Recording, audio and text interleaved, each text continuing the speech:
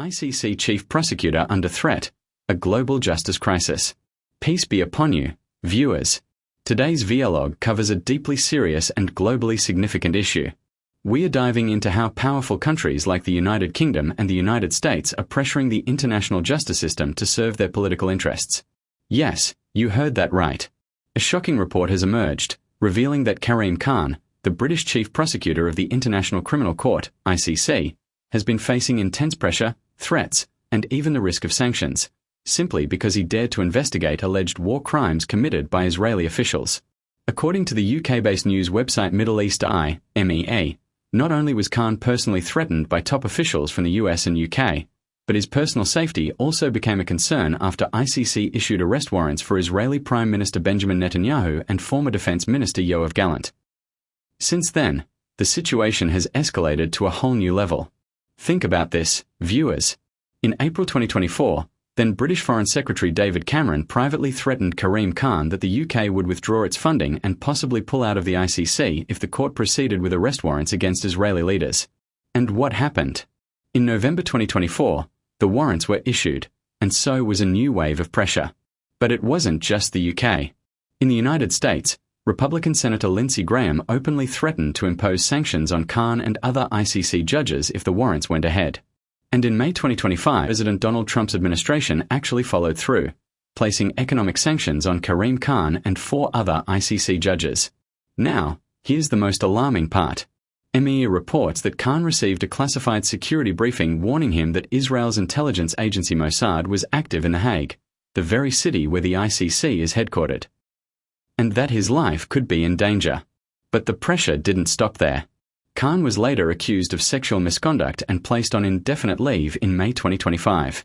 However, the investigation was dropped after the alleged victim refused to cooperate. Despite this, a separate UN investigation into the matter is still ongoing. Khan has vehemently denied all the allegations. And here comes another bombshell, viewers.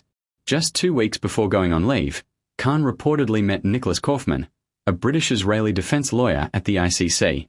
According to official notes of the meeting, Kaufman told Khan, "If the warrants against Netanyahu and Gallant aren't dropped, they will destroy you, and they will destroy the court." Just imagine that, viewers. These aren't threats against an individual. This is an assault on the very idea of global justice. Let's now look at the warrants themselves. The ICC issued arrest warrants not only against Netanyahu and Gallant but also against Mohammed Deif, the Hamas military commander. All 3 are accused of war crimes and crimes against humanity related to the October 7, 2023, Hamas-led attacks on Israel, and Israel's devastating military response in Gaza. Deif was later reported killed in an Israeli airstrike. But here's the truth. Under international law, all ICC member states are obligated to arrest the accused. Yet, instead of respecting the rule of law, not just Israel, but powerful Western nations, are working to bend the court to their will. Meanwhile, on the ground in Gaza, the reality is horrifying. So far, Israel's war has killed at least 60,430 Palestinians and wounded more than 148,722. Recent reports allege that Israeli forces have intentionally opened fire on hundreds of unarmed civilians who were simply waiting in line at GHF food distribution points. These are clear-cut war crimes.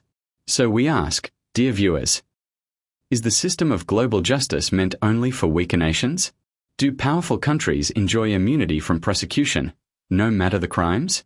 And are we living in a world where justice is no longer blind, but for sale? Let us know your thoughts in the comments below. Don't forget to like, share, and subscribe so we can keep bringing you bold, fact-based insights into the issues that truly matter. Thank you for watching. Until next time, stay informed and stay awake.